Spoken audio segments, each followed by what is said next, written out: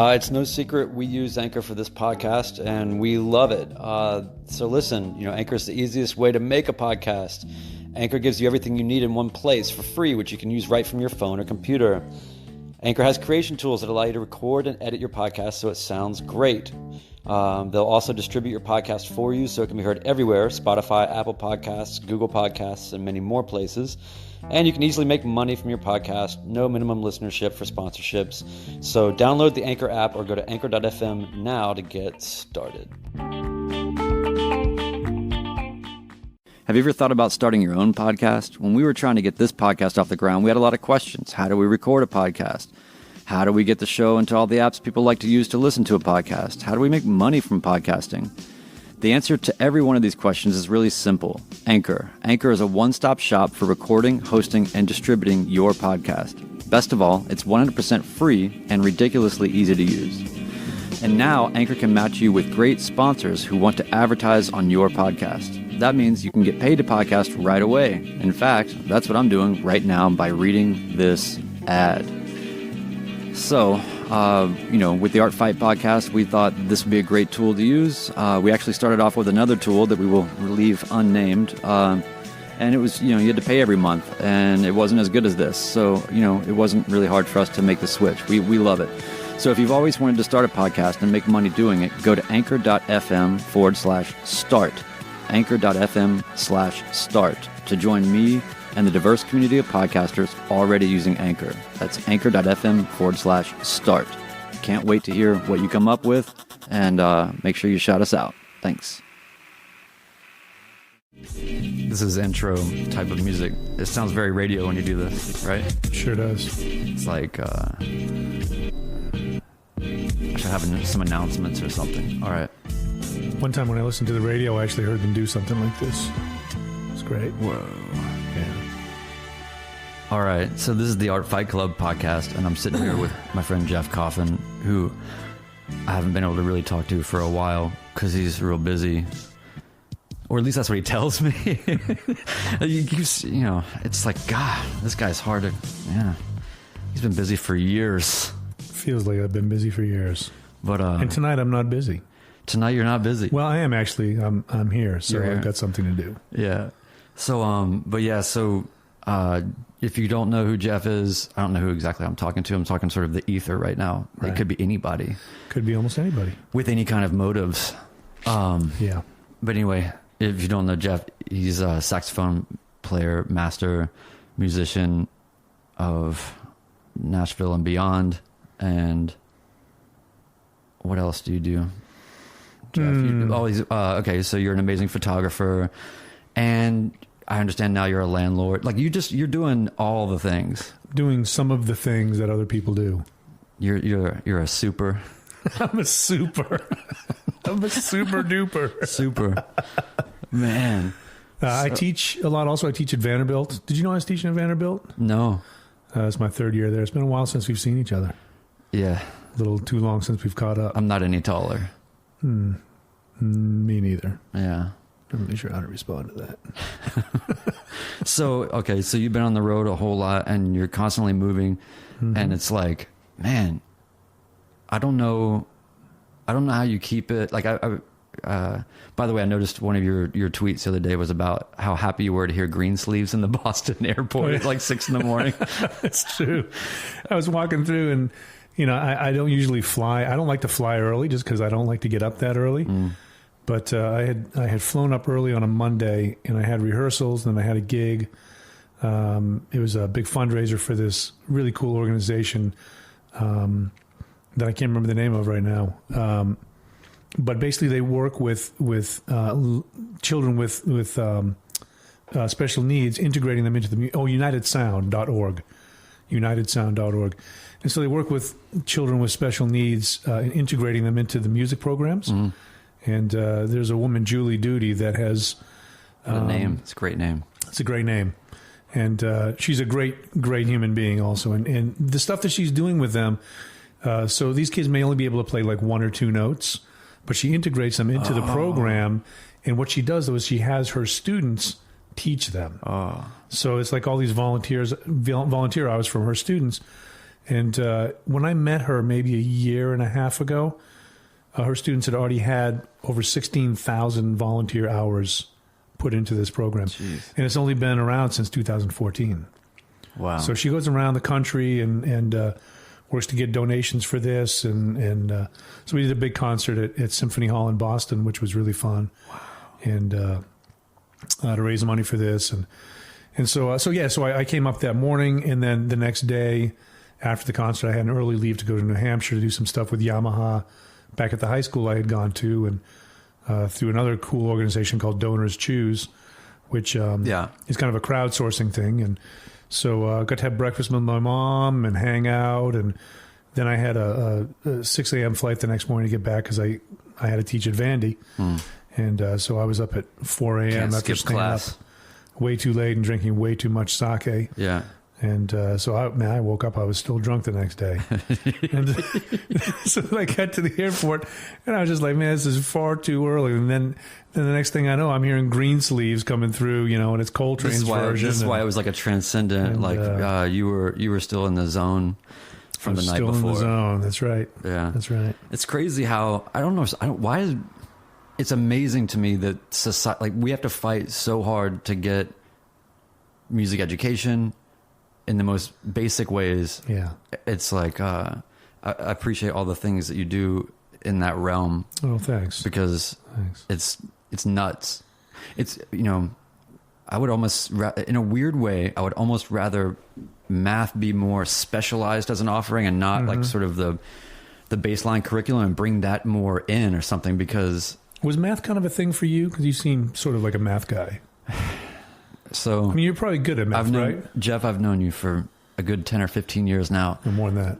And listen, you just didn't know. I've been playing you, man. I am the worst math person. Really? Ever. No, I don't believe that. No, it's extreme. It's extreme. So 8 years ago, just for fun, I went back to school to do undergrad things just because of whatever in New York. And you have to take these tests to sort of place into, and so here you haven't even taken a test in 20 years, whatever. Right. Here I'm taking this test. So probably that was part of it. But I took the math placement test, and where I ended up with that was they were like, language, great. Like you can get, here's all your availability for all these courses. Go knock yourself out. Now about the math. And they said, you might want to sit down, Mr. You're right. Yeah, exactly. And so they proceeded to tell me that your math is not even up to the level of taking the most basic math class that is offered at any college level. Nothing that you can actually get credit for. So they said, but here's the option. You can take there's like a remedial math class of some kind that you can take that is like a prep to get to the worst level of math possible. Nice. And giving you a ladder to get to the ladder. So and when they're telling me about it, I'm thinking, okay, this is going to be a couple of months, okay, of just, and that maybe that could make that some sort of a monastic exercise or something. I'm really just doing this to retrain my brain to do different things. I realized I had a lot of different patterns in thinking, and I just wanted to mix it up. And so what better way to do that than go to school and get kind of pushed around that way, So I went to the gym for my brain, and then realized that I got nothing. So, so basically, I thought it'd be a couple months, and they're like, no, it's a year. So it'd be 2 semesters essentially, 1 year of my life doing nothing but taking this remedial math, just to then qualify for being able to attend the worst, lowest, least challenging math that is offered on the college level. I think that sometimes math is way more than just being about numbers. That's kind of why that's why I was sort of bringing that up as far as like bringing something more made of numbers and expression. But right. But because I've known you long enough to know that you think sort of in a very non-linear kind of way, and I don't know. Sometimes I think about that with mathematics, because it was never like algebra was never my thing, but I'm really interested in sort of things like string theory and quantum physics and how things relate to one another. Even though I may not understand all the mathematics of it, I can understand that, yes, this stuff is connected, and I can start to think sort of in kind of a different way around it. But like if you start getting into all the sort of hieroglyphics of mathematics, then I'm gone. Yeah. But I understand what it's like. That is a framework of thinking that feels good and feels right, and seems to make some kind of sense as a precedent, even though you don't understand the absolute minutia of it. Right, because even as a musician, as you know, we have to be able to figure that kind of stuff out, subdividing things and understanding those subdivisions. But you can feel them.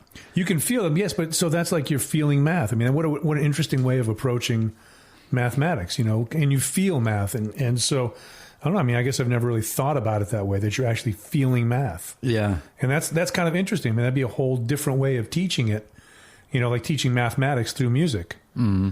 That'd be fascinating, man. Yeah, I suppose a lot of people would say, well, yeah, that exists. It's called dance. But, I mean, that's a different... Well, to an extent, yeah. Yeah, but like in terms of like, that's a more direct physical response to whatever that you're doing. But I think that even when I started, like, I don't profess to be like the greatest drummer in the world or anything, but I definitely did it for a long time.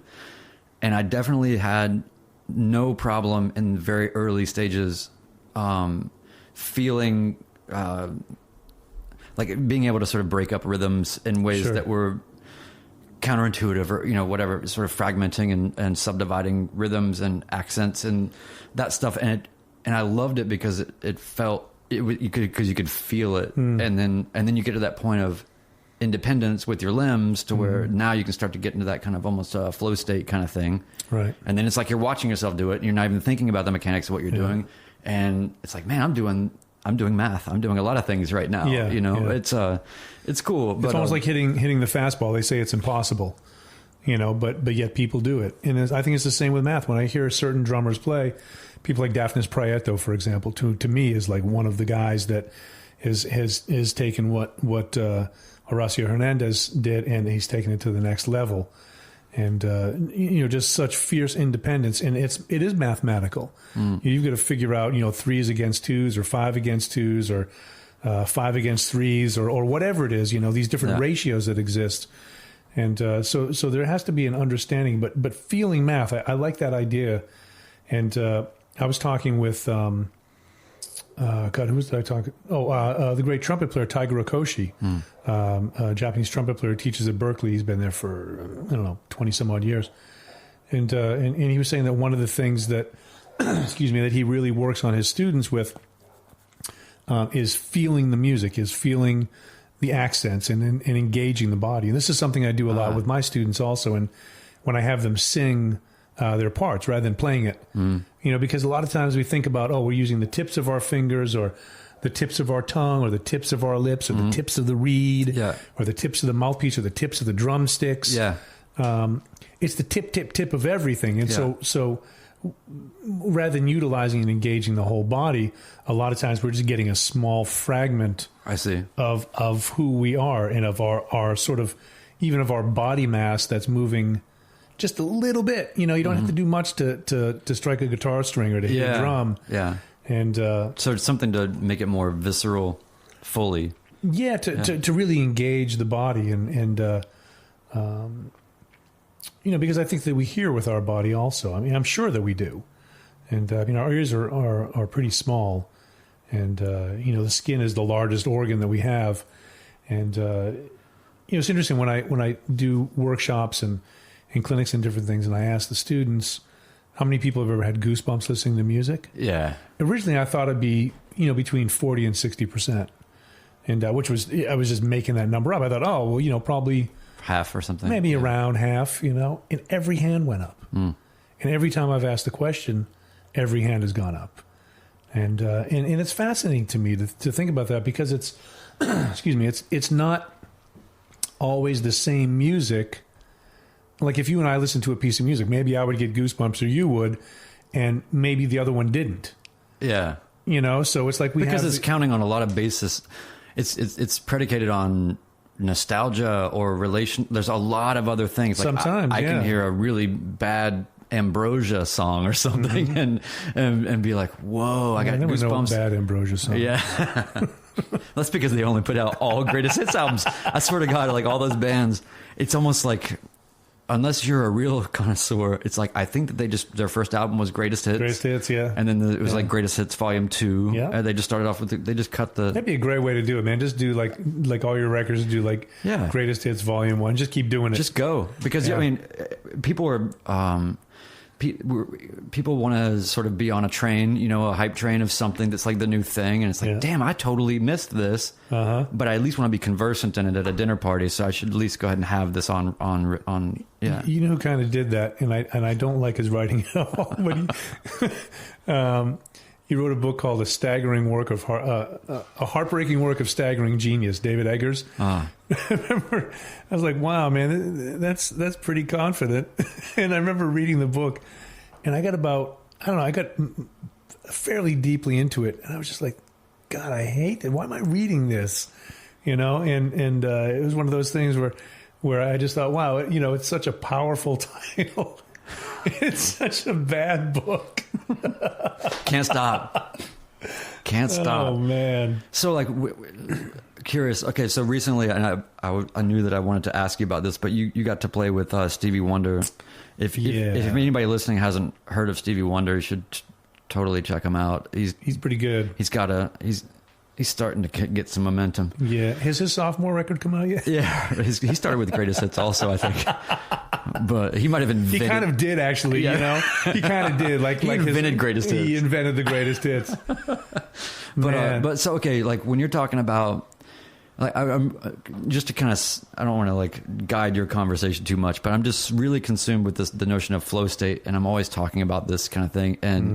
And is it possible, like in moments like that where that's got to be fully out of body, because there's just the company that you keep sometimes can get pretty rich and pretty amazing and pretty humbling or whatever. And I'm sure that there's all different flavors of that. I'm sure you play with a lot of very sort of accomplished people that people love, and you're like, it was cool, like, and then other things where but Stevie Wonder is, sort That's of the top of the mountain right there. Yeah. Man. So what was that? Well, it was a big concert in Charlottesville. Some people may know that I play with Dave Matthews Band, and we were putting on a big concert in Charlottesville, kind of a unity concert. And so somebody had gotten in touch with Stevie Wonder and asked him if he would guest with us, and he graciously said yes. And so he came in, and we talked about some of the tunes, so we had his stuff ready. And when you say that, what do you mean? As far as you said you had his stuff ready. Oh yeah. So he and Dave had talked, and they had talked about 3 different tunes. Oh, okay. John Lennon's Imagine, Love's in Need of Love Today, and Superstition. And so we had worked on the stuff, and so when he came in to rehearse, we were ready for him, and he was super excited. I guess he was familiar with the band, and he was like, "Oh man, we need to do something together, Dave Matthews Band and Stevie Wonder." And we're all like, wow, man, like, because he doesn't have to say that kind of thing either.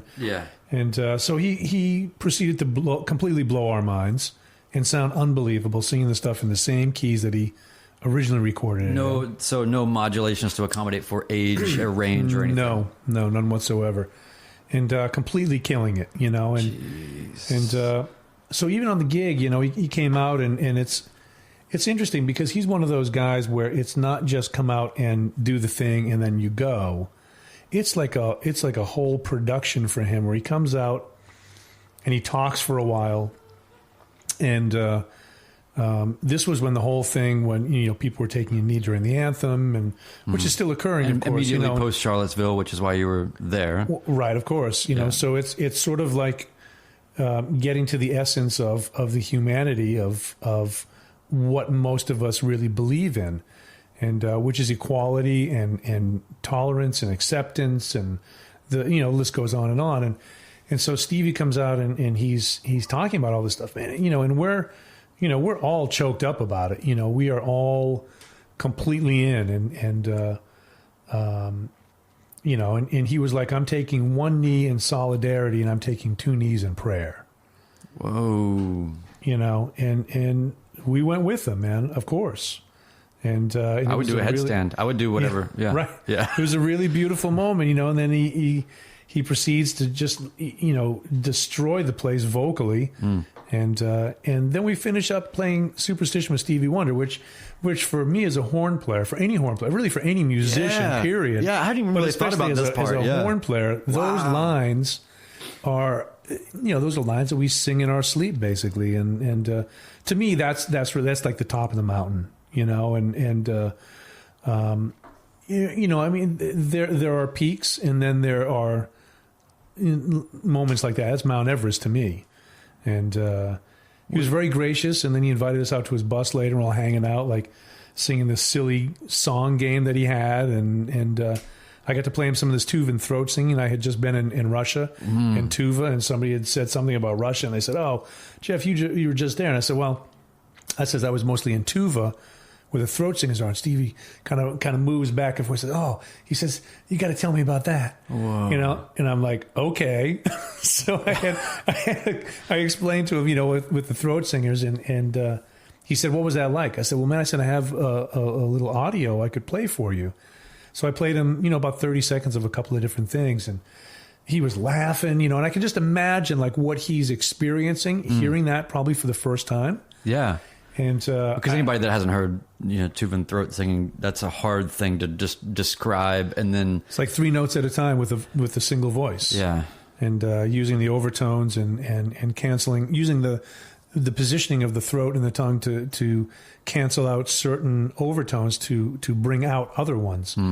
And you know, it's a tradition that predates their spoken language, and it's been around for a very long time. That's mind blowing. So okay, so Stevie hears this. Yeah, so he's like kind of like, you know, really digging it and just laughing during the whole thing, and you know, and it was just this great hang, man. He was so generous with his time, and I think that Dave has or is doing something with him coming up here in early December. Cool. So it's like a catalyst to sort of. I'm hoping so. Yeah. Some continuum, or you know, like let's do more things on some level, and keep connecting. Because I think that you know, in particular with Dave Matthews, you know, the kind of the idea of what's being presented by the group and by the people of the group sort of represents a kind of a philosophy, I guess you would say, of you know, treating people in a particular way, and you know, encouraging not only creativity but thinking outside the box, and this idea of family. There are people that are still in the organization that have been there for 27 years. You know, they were there from day one. Yeah. And I don't mean just the guys in the band either. I'm talking about crew guys. Merch people. Management, all that kind of stuff. And so it's an anomaly. Do you think that's like family-oriented thing. Do you think that is... I mean, because obviously that was born of... The idiom, at least, was set up in terms of the Grateful Dead and a lot of other operators, and that sort of... You know, like, it's hard for people to remember or understand that even in the era of 80s hair bands, or even when the most... Whatever things were number one, and these giant concerts and Bon Jovi's playing or whatever, and that's all you hear on the radio during that time. Grateful Dead was still the number one grossing touring act, and just you know by far ahead of the commerce game of everybody else that's going on, and had that sort of family and touring sort of modality. So I mean, I guess a lot of it's sort of a continuation or an evolution of that. I think so.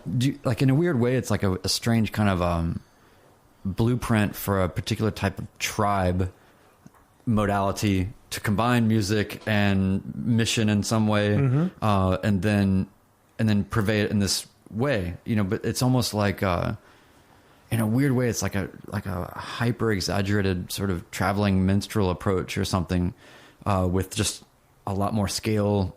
And better sound, but well, yeah, certainly. You know, and I think one of the things is that, you know, like I think back to my grandmother and on my mom's side, full Sicilian, and 7 kids, and that was always the meeting place.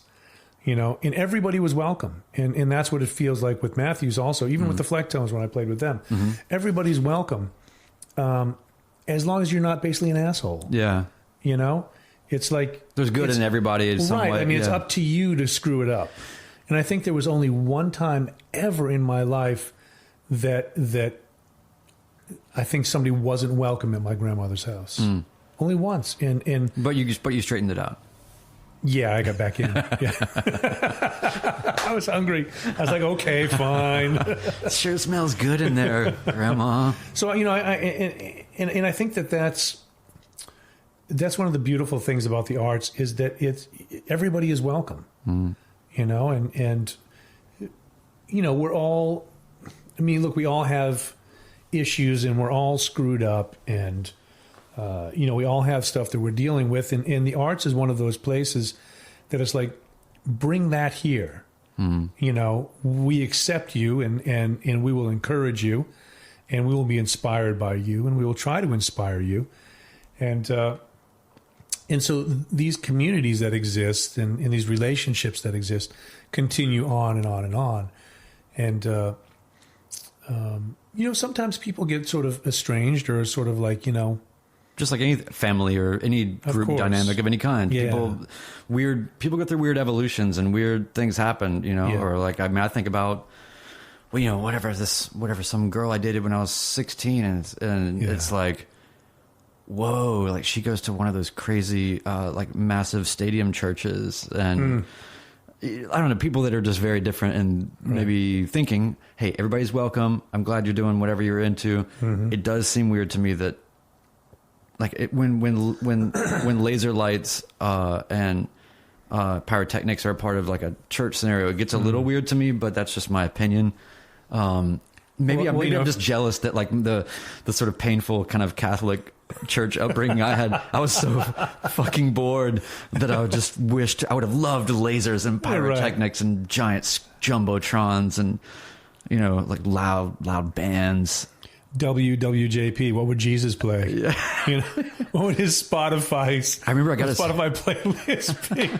I bet they have good food at those mega churches too, you know, because I think about, like, my mom would just leave me at the church, you know, I don't know, we would just get left there. It was like like in the 70s, people just left their kids places. It didn't like, okay, whatever. You know. Church is like better than the parking lot or you know, the shopping center, you know, whatever. But I just remember being really hungry and nobody was around. And going through a bunch of cabinets. I ate the wafers. And I got in huge trouble. And that's actually when I started to fundamentally have problems with the Catholic Church, because I was like, okay, what is going on here? You're talking Jesus about provided these crackers for me. Yeah. Come on, you know. Well, here's the thing. I didn't understand that it was ritualized cannibalism at the time. This is the body of Christ. I didn't realize what I was being enculturated into. And they were trying to make me sort of a symbolic cannibal. Right. Blood of Christ. Like, there's a whole thing. It's a whole thing. And I just hadn't, you know, I don't mean to disrespect anybody. But wasn't it the whole ask and ye shall receive? Isn't that the whole thing? You know, I just didn't ask. I just took. Well, yeah, well. I think I just stole. But I just remember thinking, like, what an irony. And then, like, the water, you can't drink it, and you can't, I don't know. You're really just playing with some basic elements there and confusing children. And making the stand-up, sit-down. It's a lot of things. I don't know. It's like a jazzercise situation. Well, you know, I mean, I think there's rules in everything that you do, you know. And everybody has rituals. Yeah, there's rituals and rules. And you know, I mean, I personally think there's too many. Yeah. And well, you know, my stepdad used to be a priest, right? He left the priesthood to marry my mom. And he's my stepdad. So, and I'm named after him, and he baptized me as an infant. Wow. It's a crazy story. But anyway, I was just talking to him over Thanksgiving. You know, he's 80 now, and I was just talking to him, and I was like, "Hey," I was like, his name is Ron. I was like, "Ron, recently I just went to this wedding in New York. You know, it was Episcopal, which is sort of Catholic light, or you know, whatever. But it reminded me of, like, it was a lot of the same kind of ceremony and ritual, and I haven't been in that environment in so long. It was kind of like a trip back. But I was looking at it obviously through different, more adult eyes."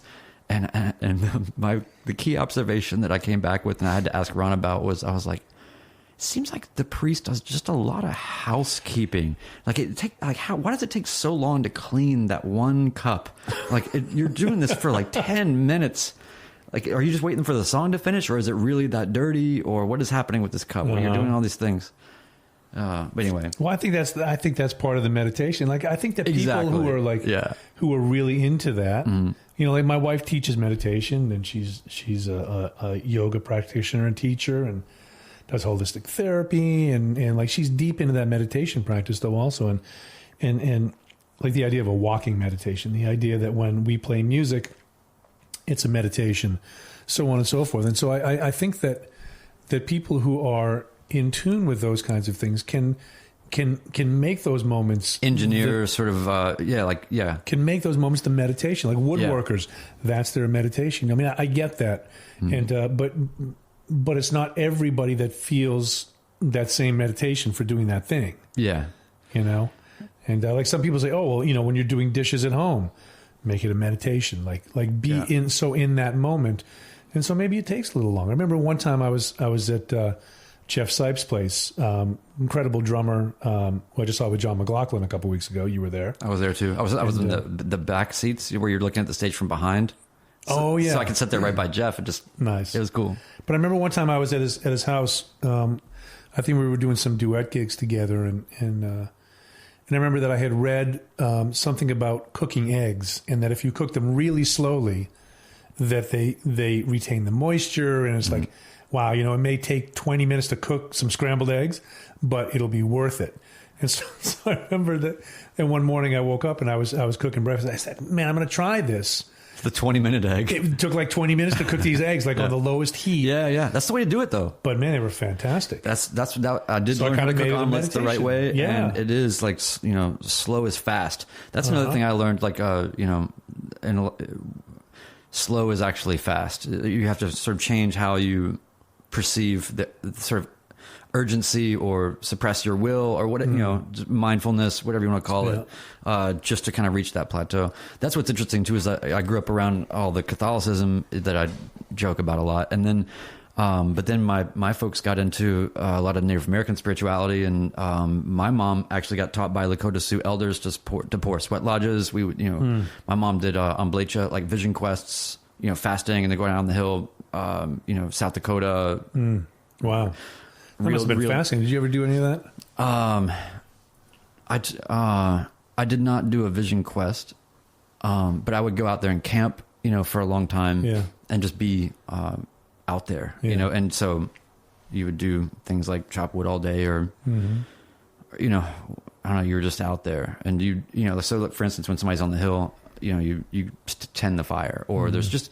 It's definitely like in that world, there's a whole different kind of natural governance to the collective happening of everything. And it's really interesting because sweat lodges are the same way, where it's like, if you're not in the, sort of in that zone that you're kind of talking about, where it's like in the meditation, if you're not fully in that, and especially in a sweat lodge situation, then the words they use, they would say like the lodge will spit you out.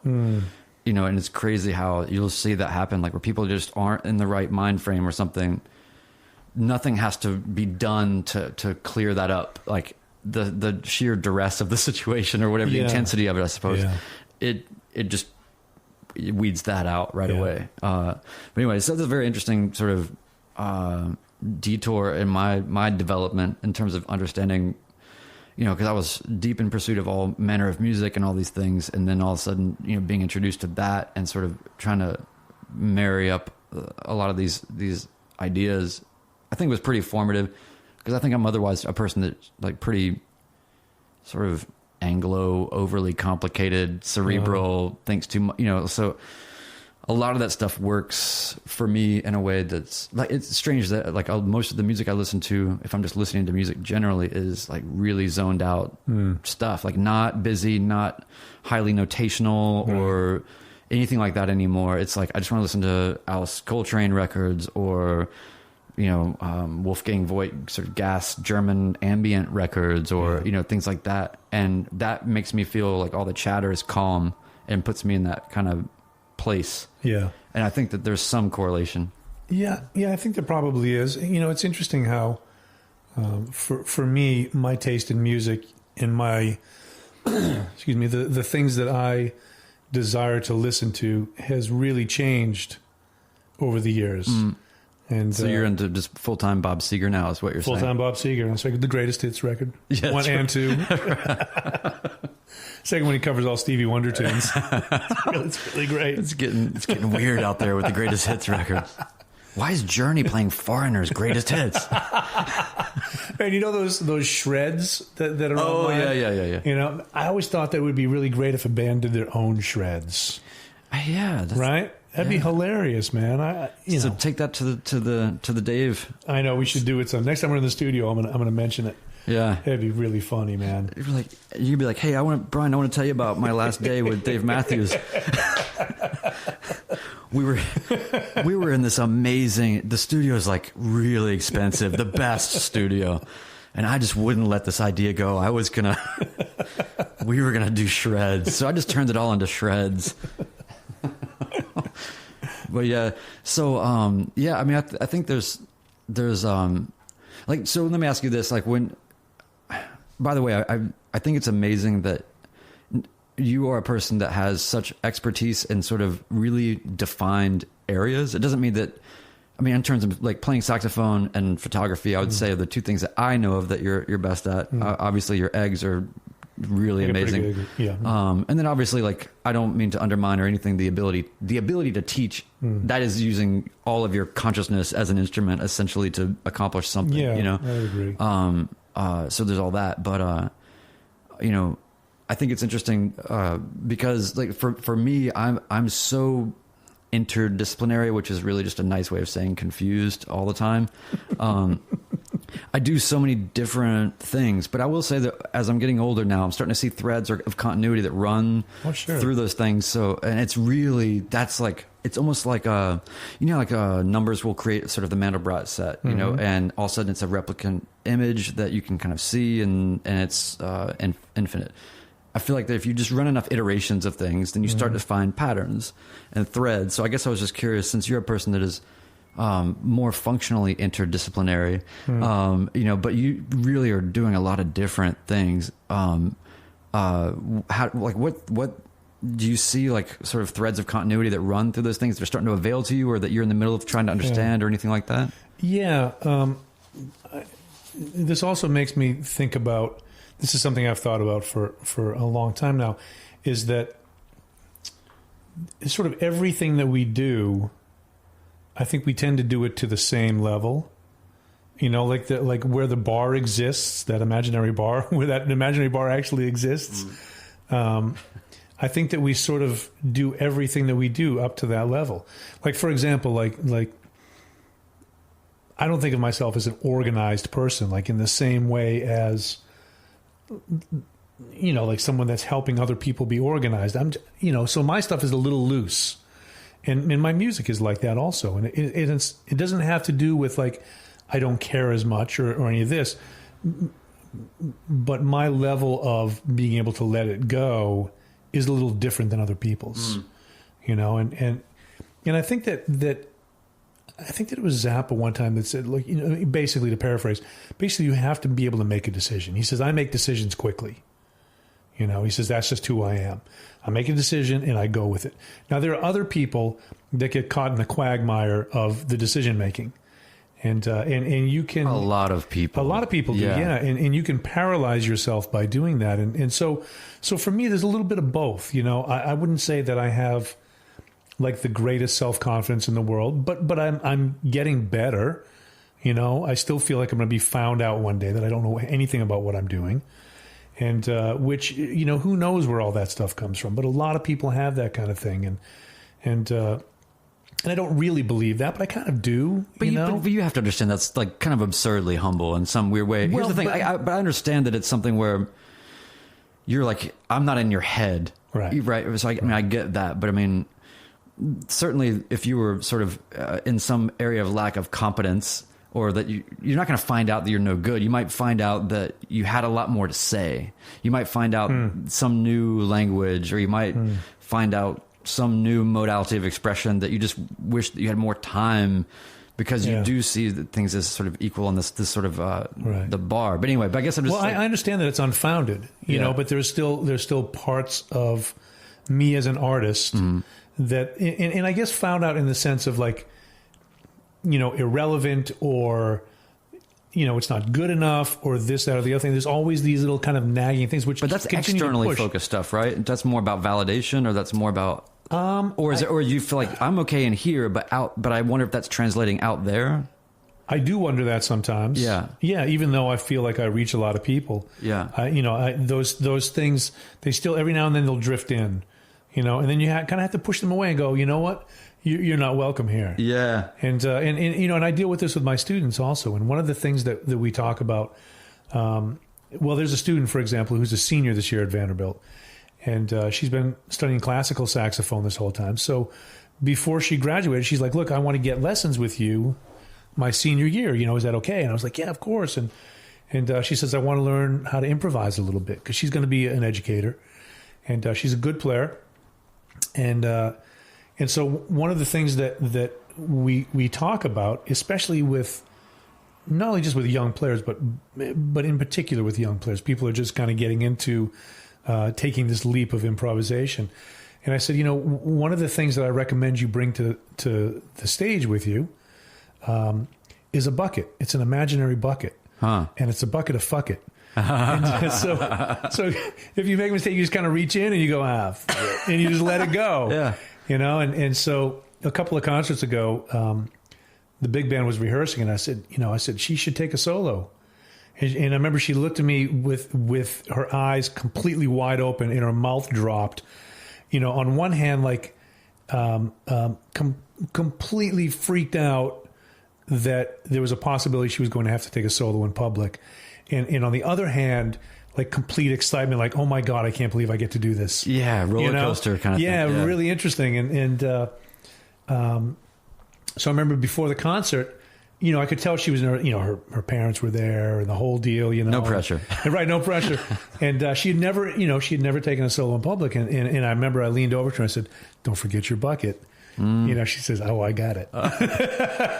And she did great, and then she took another solo a couple of nights ago at the Christmas concert, and it just really sounded beautiful, man. So, I love those moments. It is sort of like coaxing when you're young and you're learning how to swim and you're on the high dive. That first jump off the high dive, or, that sort of unknown. Yeah.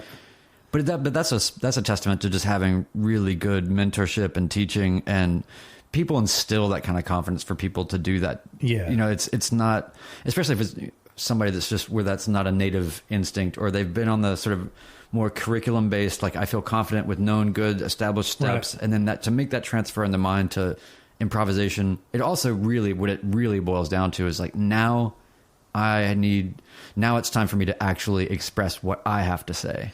Right. On some level, or I'm expressing myself. And so that's an unveiling of a whole other thing. I would imagine that improvising would not be technically difficult for anyone, generally speaking, that has already has like a foundation in the instrument, but it's probably a lot more psychological. I'm just guessing here. It seems like it would be a lot more psychological and just sort of a conscious. I think that for, you hear all these sort of isms about greatness or all these things, but it's like, getting through the other side of fear, and what's there. Like, you need to just remember that every time you're fearful, that there's something through the other side of that. And you can, once you pierce that enough times, you start to fully understand that that's sort of a universal truth. Yeah. And, I'm not saying like, that applies maybe to everything, but most things, like you can't just eat like 20 moon pies and be like, I was afraid to eat 20 moon pies, but you know what I'm saying? Yeah. But the things that it's like, Joseph Campbell talking about the hero's journey, and having to go through those things, and that they are ritualized, And my wife was asking me the other day, she said, do you celebrate? And I thought about it, and I used to. Anything? No, well, it's sort of like wins or like accomplishments, you mean? More of like accomplishments, yeah. Like when a new CD comes out, or when there's a particular, sort of high point career-wise,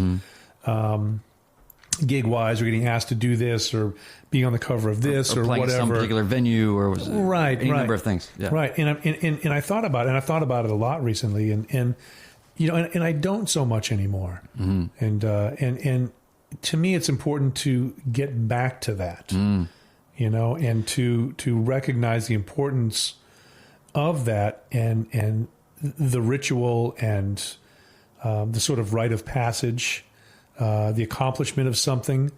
And I think that those things exist around us, and for me, they become a little less important as I get older, but they become more important for me to recognize and instill in my students, which is very interesting, you know, and to, you got to drink your own Kool-Aid. Yeah. And to give them, don't give them any Kool-Aid. I'm just going to keep it all for myself. Yeah. I've got a big jug of it right here. And, you know, so providing those opportunities, it's in the idea that we don't ever do it alone, I think is really important. Also, so those communities that exist, like finding your tribe, I think it's really important. And you know, so there's a great old saying, leap in the net will appear. So I tell my students, we're going to leap together. You know, I may not be physically next to you, but I'm there with you 100%. And I feel like in artistic communities, even people who are painting or sculpting or dancing alone, there's still a connectivity that's there. And I think that's one of the things that I personally think, anyway, that draws us into the arts, is that we feel like there's a family there. And getting back to this whole thing about Matthews and the Grateful Dead and how these families existed, people would come to these shows from completely different backgrounds and philosophies and religions and politics and all this. But the thing that brought them together was this music. That's what made them the family. Yeah. You know? What's weird for me is that I have so much appreciation for that and totally understand that sort of sentiment and that idea, but I'm almost like averse to it in this weird way for myself. Like I'm a weird person in this way. Averse to what? Like I've always just said, like if I see a group of I've always said that nothing is more frightening to me than a group of people all agreeing on something. It's kind of like sure. And obviously that's kind of a ridiculous statement, but the point is just that I'd rather be either the observer or the driver, but I don't want to be a follower. Yeah. If that makes any sense. So I'm curious, like what is it about that's hard for you? Like, do you feel like you would lose sort of your own perspective or your own ideal or something like that? That's probably your identification, your identity. Yes, I'd say that's probably it. Also, I just feel like I observe often people compromising their ideas for the sake of compromising their ideas or their potential or any number of things, or just falling into these whatever groupthink type of things. I think there's a real danger to tribalism as much as there is sort of a need for it, and it's a very complicated. I mean, that's what's fundamentally driving a lot of the sort of challenges that we're seeing right now in the world, and why everything's kind of upside down, because we have all this media driving these polemics and hardening all of these tribal groups to the point where they're just talking about, sort of their team colors, kind of approach, as opposed to having meaningful conversations that are actually fundamentally motivated to do something more in cooperation. So again, it's like there's different flavors of compromise. There's different flavors of tribe. There's different flavors of these things. So it's probably a lot to sort of unpack, I suppose. But basically, for me, I don't know. I just feel weird. It's interesting. I mean, you're kind of an enigma in a lot of ways, and I've always thought that about you, but we've always been very close friends ever since we first met. But it's like you, on one hand, have a desire to belong, but then you're sort of like, but I really don't. It's interesting, and it's always been inspiring to sort of witness your process also, because you sort of are doing the things that a lot of people who I know want to do, but yet you're not a full-time musician doing it. So you'll put out records or produce things or work on this really interesting artistic music, and you'll get it out there to people. And it's sort of like, okay, I'm not looking for any kind of fame. I'm not looking to become rich off of this. I'm looking to sort of put this into the world as something that is almost like your gift to the world. And so it's really interesting, because I always find that even if it's been a period of time between when we've seen each other, then I'm like, I know that he's been up to something really interesting, even with the whole drones thing. And now you're like winning awards at film festivals. And I'm like, wow, man, that's awesome. And so I think it's a really good lesson for people and a really good example for people and a really good inspiration for people to sort of go, well, follow the things that you're passionate about, do the things that move you and allow yourself to be creative and to try things and to be able to kind of push up against that membrane of fear and break through it and see what's on the other side there. And I don't know, it's great. I think it's really, it's inspiring to me. Yeah. Come on. And no, I'm serious. No, man. I'm just saying it's like that's heavy. Yeah. I think it's beautiful. And I think that if more people did that, I think that there'd be a lot more people who are a lot happier in the world. And we put so much effort into things like social media, which it's a dead end, man. It's an apparition. And it's, people that are putting like 2 or 3, I think, people that are putting 2 or 3 hours on that a day, I'm just like, man, what if you put that towards something actually creative that didn't sort of like, it was just like, it's irrelevant the moment you do it. It just doesn't matter, And so my time on social media is super limited, and I'm just not very interested. So I find that I put my creativity into other projects. And I've got a studio above my garage that I do a lot of stuff in, and actually just flipped the whole studio last night. Like some of it stayed the same, but I flipped a bunch of other stuff. And the controls on the other side? Yeah. Okay. And so like walking into the room today after all that was done, suddenly it makes sense. It's like, this is how the room is supposed to be. Oh, and for like you've 4 years, always had it the other way. I've always had it the other way. And for like 4 years, almost 5 years now, it's been very creative. It's been great. But now it's like, like you go in there and you sort of exhale and you go, this is right. Yeah. And, it's such a weird thing how we relate to architecture and space and directionality and how functionality applies to the sort of furniture and just all the things. Well, I think we have that in music too. I think we have that in art, in the different things that we're attracted to. And have you been to the Frisk to see the Nick Cave exhibit? No, I haven't. It's really great. I mean, I've seen his stuff before, but I haven't seen this particular exhibit. It's really brilliant. My normal show cohort here, podcast cohort, Joe Nolan, he's been very quiet tonight. Yeah, he's very quiet. Joe, speak up. Joe's Joe's in the corner right now. No, but he I guess did a write up he's an art critic and he does a lot of he's an artist and an art critic, so he's like the anyway, I had to so he was telling me all about it, and it seems unbelievable because of especially the feature piece. Well, even all the costumes, the masking, and all this, it's really fascinating and it's such a different kind of vision of it. And then there's a video. I can't even begin to describe it, but you'll know exactly what I'm talking about when you see it.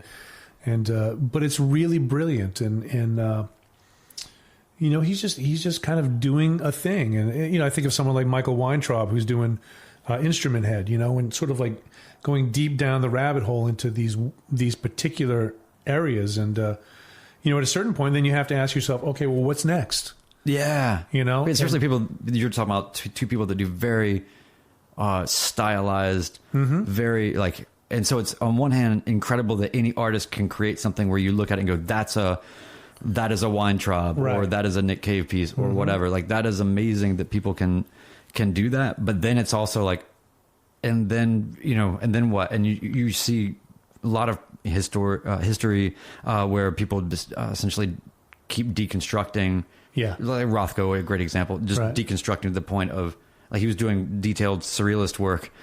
And then became sort of these color fields and voids. Like, what? Yeah, it's really interesting because all that stuff ties into everything else that you end up doing also. And, how to explore those things in a way that that's really interesting to you. Like I'm in the middle of a project right now with some Indian musicians. That's one project. And I've got another project that it was duets with this Japanese drummer, Tatsuya Nakatani. And I've got this project with Dave Liebman that we recorded here a couple of years ago. It's got to get out. And I've got like a deconstructing standards kind of thing that I did at the Jazz Workshop here in town. So I have these 4 very different projects that are basically ready to go. There's a little bit more work to do on a couple of them, but so my thing isn't just, I'm just going to do this. It's I think that's why we're in concert so many times. Is that that like I feel a kindred spirit in you that's interested in a lot of these different things.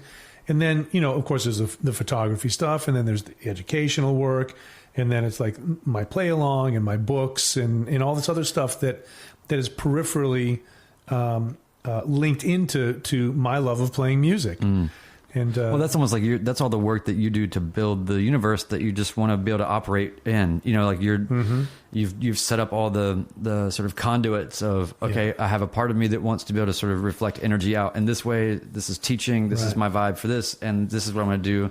And you have to work hard on those things in very concrete ways. And then you've got, you do so many different things with different cultures, different. I mean, you're truly, you're sort of a.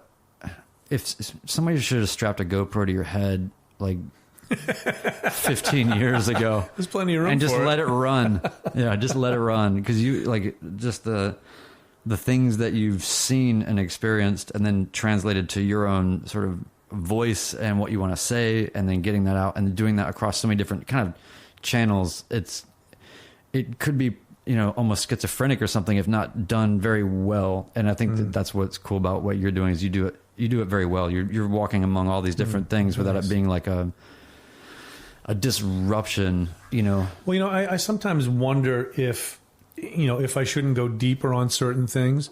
Like I've always told people that if I ever went back to school, or if I had gone back to school, I probably would have gone in as an ethnomusicologist. And because, I can see that, because to me, like the areas that my interests lie in have to do with cultures of music, and and it's funny because I've never really felt like an insider to any of them. Like, I mean, not even relative to sort of the academia. You mean? Well, relative to the academia, but also into the experience of how did that music come about. Like my friend Carlos Malta, who lives in Brazil, played with Hermeto for, 12 or 14 years. He's this brilliant woodwinds player and revered by all these musicians, incredible improviser. Truly. Just unbelievable music. But and then he'll go into to the northeast of Brazil and hang out with like the native Indians of Brazil, playing fife and drum music, and he's a spirit. I mean, that's the only way to really describe him. And so I feel like someone like that who has wrapped the culture so deeply around them, I see what you're saying. Can kind of bring it out. Like I sort of wonder, well, which coat am I going to wear? Your immersion skills. It's kind of like it's about the immersion and the immersion. I think so, and how you're. So you're saying that, like, for you, all these sort of experiments and reflections and happenings and things that you've taken part in all these different sort of musical realms and cultures, you're saying that you haven't really, like, are you saying that you feel like you haven't really done that in the way that feels totally comfortable or deep enough, or that you haven't? I wonder sometimes. That more? I mean, I wonder sometimes if well, like when I first went to New Orleans and spent time there in 2009 when we recorded down there with Matthews, I felt like that was the place that I felt the most accepted in my life. Yeah. That I felt like, okay, well, this is sort of home, but I don't live here, And like I'm looking at your poster of Nusrat Fateh Ali Khan, and I think, okay, with Qawwali music and what he surrounded himself with, like that was his path. Like there was like just a big path that was made through his music, And I remember years ago Bela talking about the influence of other cultures in his music also. And he said, look, he says, I'll never be an Indian musician or an African musician or even an Irish musician, but I'll have all these different influences and I can take those pieces and kind of put them together into something else. And so I think that resonated with me in a lot of different ways. And so the stuff that I write, the stuff that I play, the stuff that I'm interested in has all these different pieces to it also. And I think it's formed, I guess, sort of how I see the world, and certainly how I hear music, and the pieces that are really interesting to me.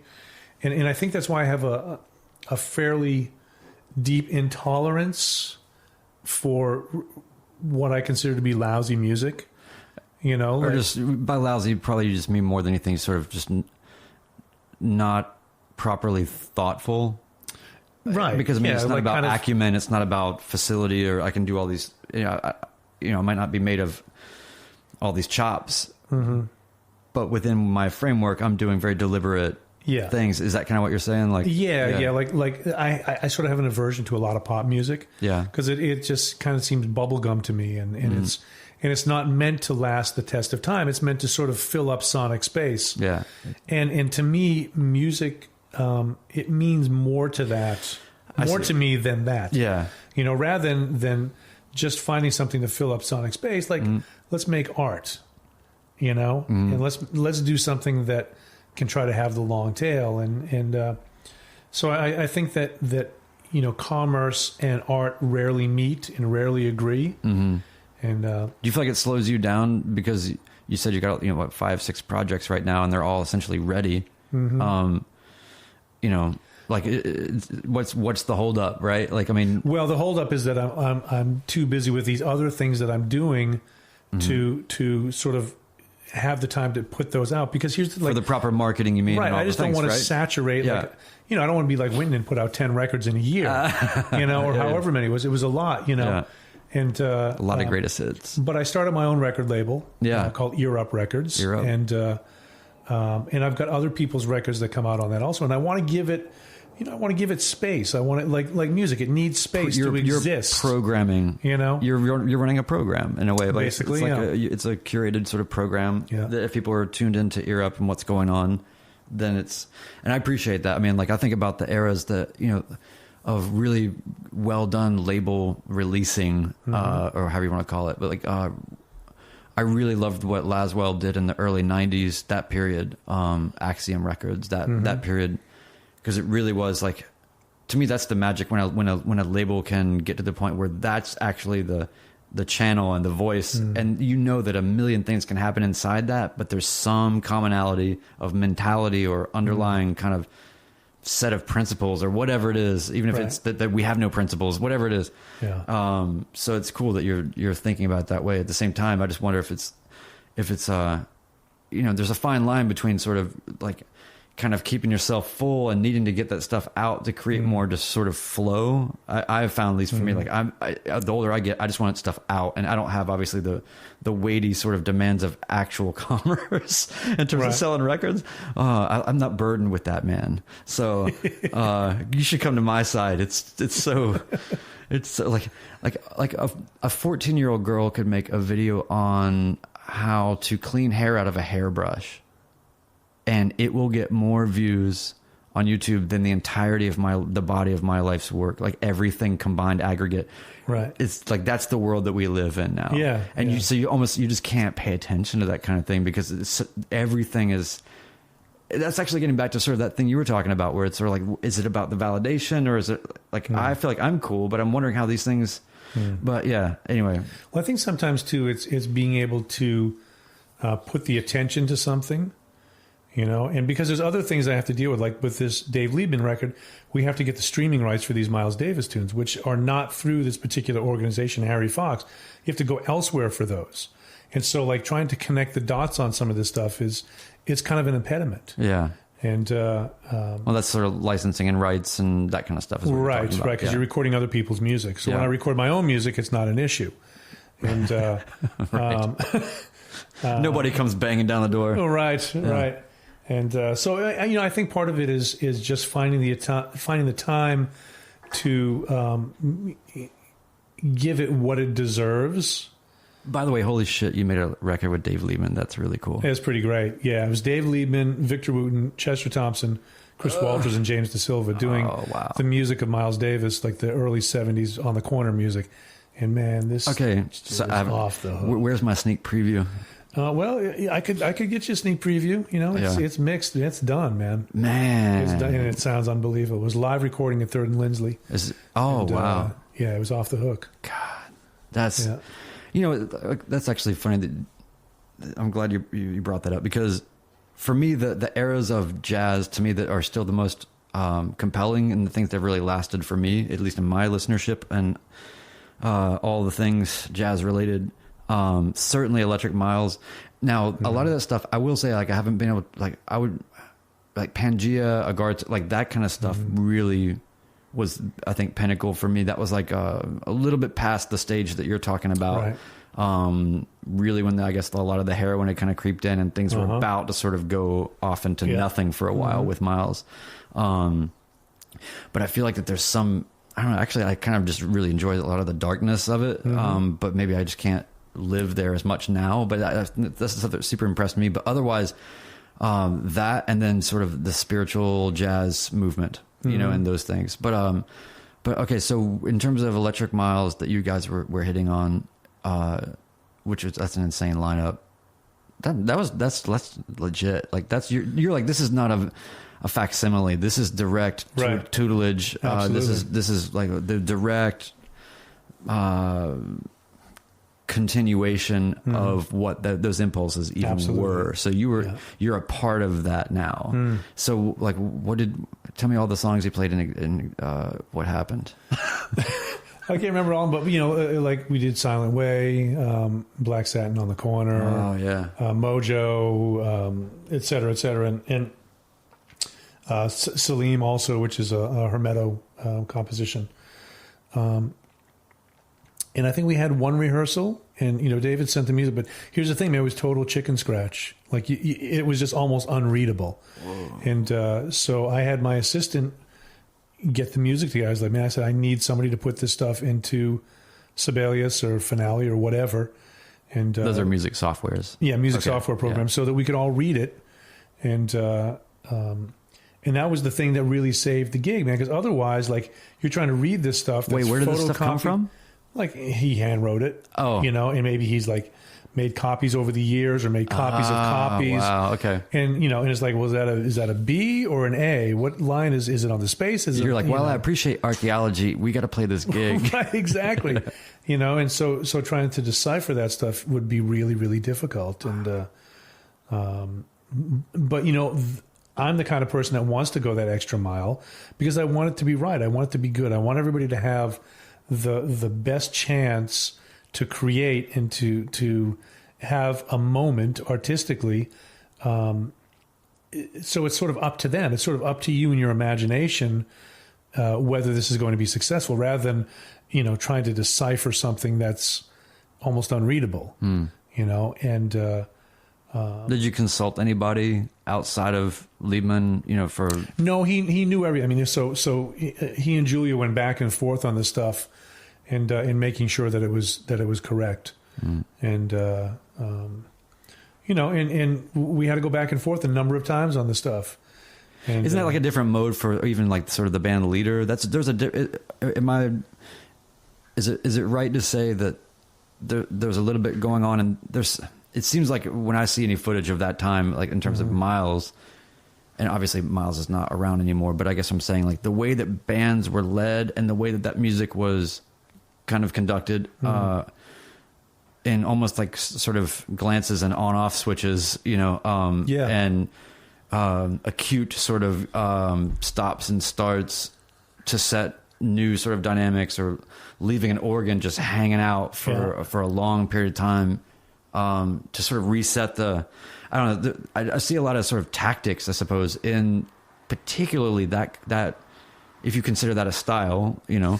Well, I know what you're saying, and I think I have a couple of thoughts on that. One of which is that people were communicating.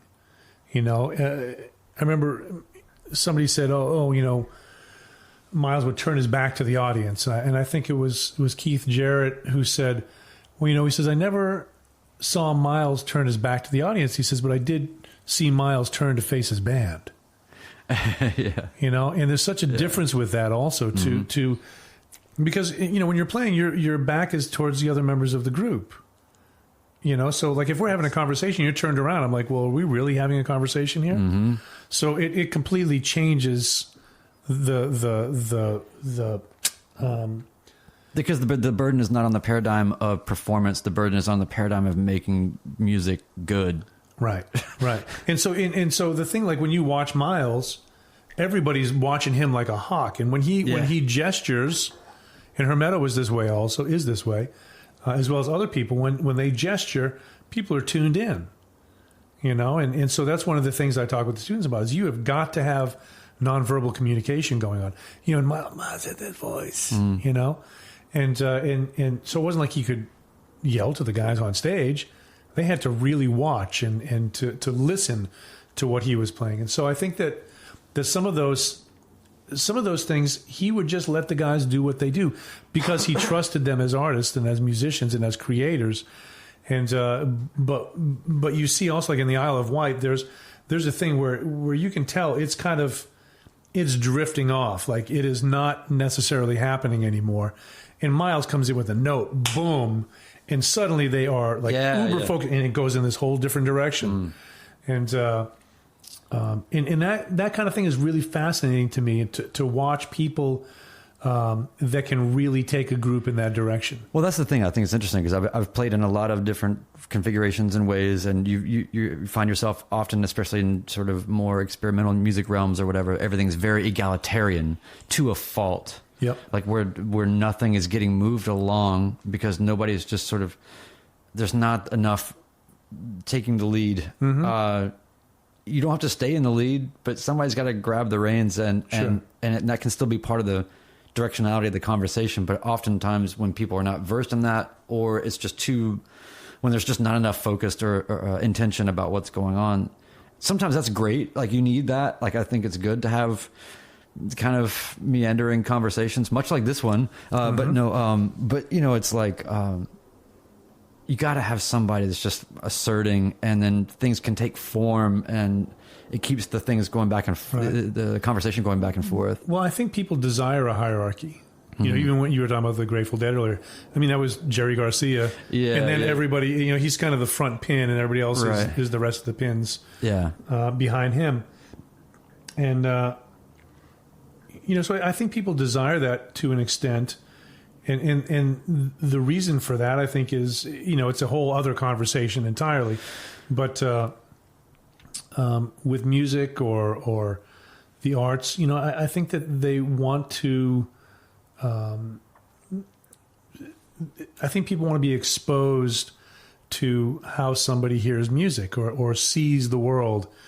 And you know, when I was just in Japan, and there was a Salvador Dali museum over there with a bunch of his sculpture. He had like 50 sculptures in this place, and it was a guy that had these sports stores in Japan, and all his profits went to buying art.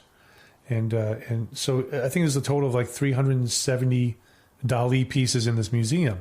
Whoa! And it's super brilliant. And but obviously, like, you know, there were people around him that were helping, and Gala also, you know, being his muse and how important she was in his life. But he's the guy that we really focus on, you know. And with Dave Matthews Band, it's Dave Matthews. It's his band, you know. I thought that was just a name that you were kind of like. Do you ever talk to whoever's running the stage plots and just be like, "Look, you got to nudge me up another company just tonight. Here's the 20. If I'm in this band for another 3 years, I will be in front of Dave in 3 years. Just one inch at a time. Just can't be like obvious. 3 inches a gig. Slightly towards the center, and then one day Dave turns around and is like, "Here's the trajectory." Yeah. That's right. But no, exactly. I mean, and that's what I find. So I find this is ultimately a contradiction or a paradox or some sort of a problem. And I there's a lot more to sort of figure out there. But basically, I'm telling you that, you know, it's, you know, anybody can see that the way our government is set up is problematic. Sure. Everybody can see that things are not functioning as optimally as they should be functioning. And a lot of it is because of the way that these roles and hierarchies are set up. Mm-hmm. And then you look at something like, you know, where other large organized groups have had a lot of great challenges. keeping it together. And then there's just these evolutionary rises and falls of empires. Everything has these natural hierarchies and this irrational tendency to sort of grow. Nobody ever stops growing or expanding, or it's always, we're stuck with the primordial more just disease, and we're just always going to have that. So it's almost like the hierarchical model in any shape or form has like some sort of limitation to it. And so it's necessary, I think, for structural integrity and survival in the sort of near term and sort of where we are now. And even though we think it's nuts that there's 300 million people here, and it is, at least in this country, I think that, I don't know, there's more questions that need to get asked, or ultimately maybe these answers will come just by, how things eventually work in the world, where stuff just goes way south, or some cataclysmic event happens where it's like, oh yeah, I remember I was concerned about marketing. Right. Like, oh my, like I used to be concerned about this thing called marketing. Well, it's interesting when I travel. I like to go to museums. I like to go to places that house artifacts, and it's, I'm not a hoarder. I don't like have all these old things and blah blah blah. But I think the thing that's most fascinating to me about that is the things that exist from a culture that exist through time, and it's always the arts. It always has to do with stuff that people made, sort of documenting the cultures. Like I was looking at this, I've got this really cool book on Africa, sub-Sahara Africa, and these different tribal areas.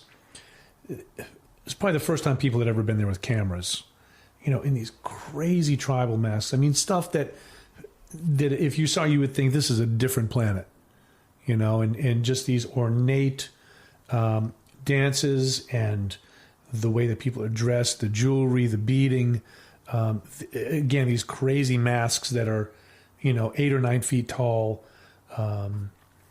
And this is not like secondary stuff that people do at the fair. This is the way people live. This is the way people live. And everything they do is set to serve these rituals and all of these crafts and things that they're using to support it. And that doesn't really exist much anymore. We celebrate that sometimes. Like you go to Carnival or if you go to Mardi Gras, and you can find these things in some different places, but it's very different. Everything has become much more homogenized and well, we're in the age of even tactile quo. Things are novel. Yeah, right. Like vinyl records being fetishized now in this way that or things like that, where it's just like, whoa. And I have to wonder how long something like that is going to last. I mean, you think about, the fact that vinyl. Okay, so vinyl's kind of made a bit of a comeback, which is great. I mean, it sounds better. It sounds better than. It is more natural, and it's more natural. Of course, it's got more breath to it and more breadth, and you've got something physically touching something else, creating a sound, and you have to get up and actually move to put a record on, or to move the needle over, to take it off, or whatever. Yep. And but I wonder also, like I'm thinking, okay, what about 5 years down the road? Yeah. And somebody has a big vinyl collection and they're getting ready to move.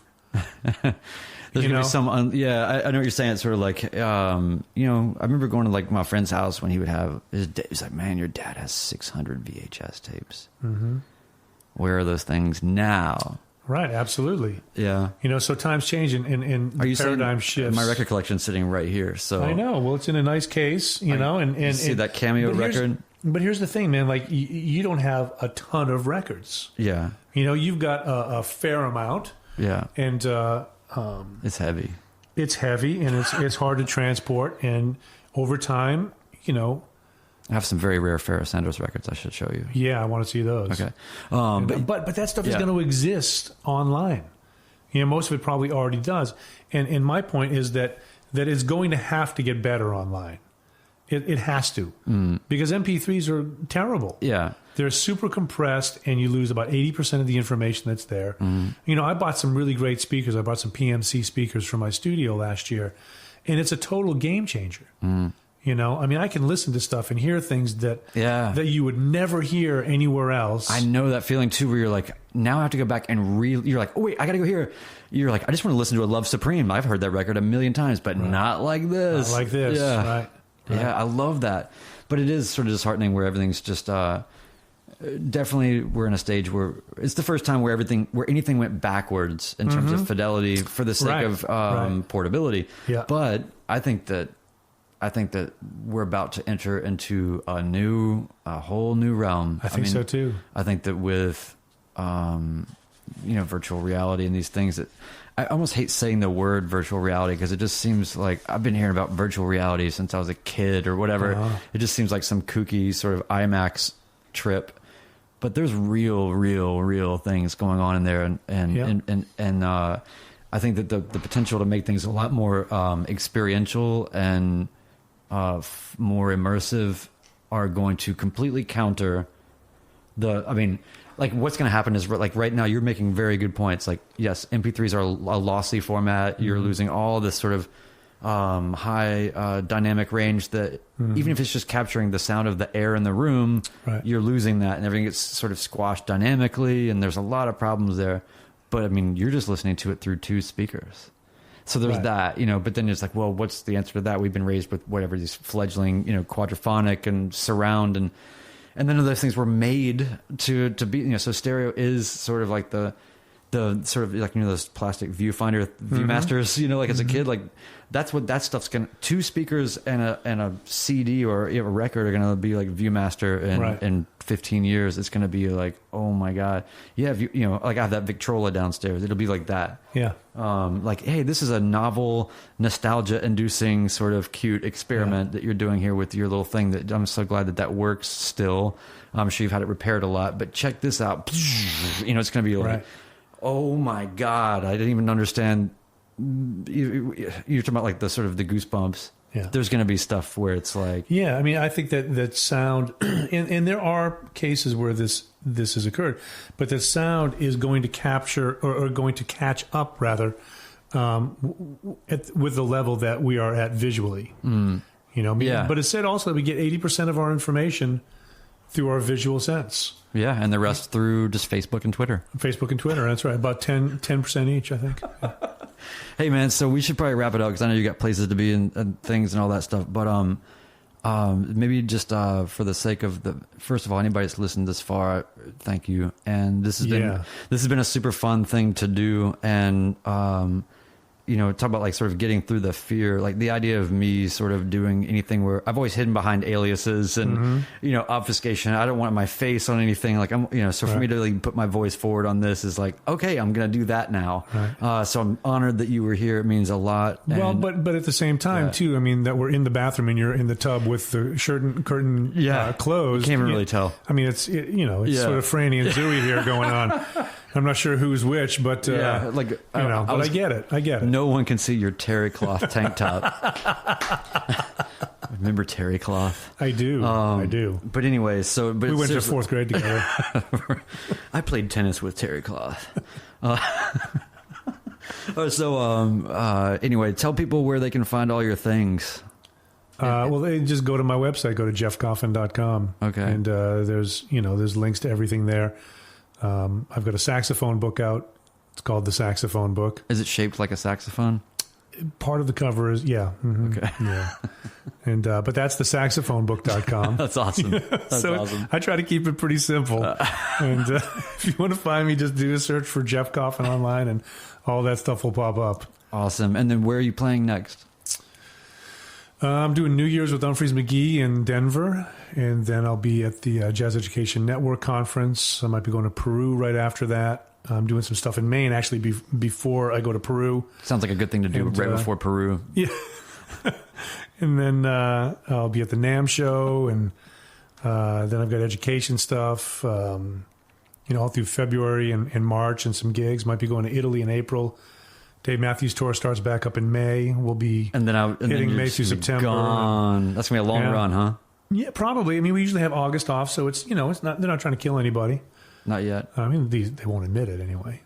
Yeah, I can't. I mean, that seems like I don't know how you keep up, man. like you got to take care of yourself, right? Like you got to take care of yourself. Yeah, you got to try to eat well and get as much rest as possible. And it's hard, man. I'm not lying to you. It's hard to be on the road. If you ever want advice on just sort of how to hold down a soul-sucking full-time job, no, I'm just kidding. No, I love my job and all the people there, because one of them might actually listen to this one day. But anyway, hey, listen. Thank you again so much. Man. You're welcome. And honestly, we got to do this again. Bring some, you know.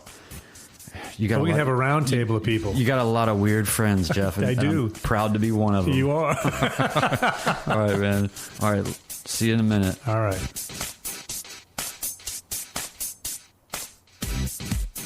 You want a towel?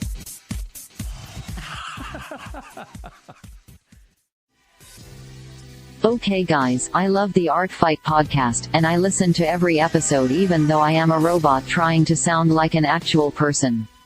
I know it takes a lot to keep the podcast going. How can I help?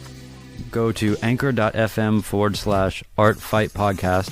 Click on the button, the big old button that says support this podcast.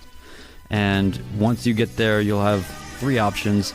You can just choose the lowest level. You're going to pledge 99 cents a month to our production and help us out. Again, anchor.fm/Art Fight Podcast. Click on support this podcast. All right. Thanks, everyone.